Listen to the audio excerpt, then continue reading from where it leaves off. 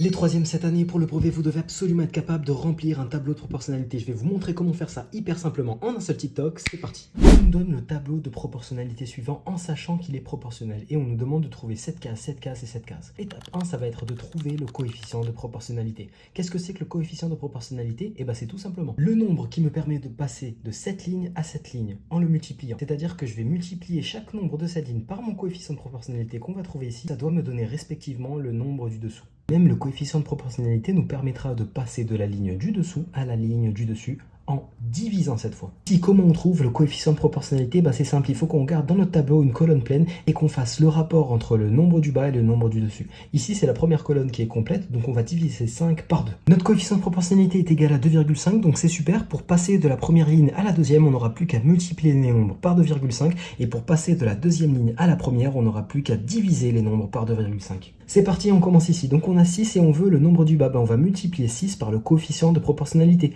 6 fois 2,5 qui nous donne 15. Cette fois, on connaît le nombre du bas, mais on ne connaît pas le nombre du haut. Donc on va faire le sens inverse. Donc cette fois, on va diviser par 2,5. Donc 20 divisé par 2,5 qui nous donne 8.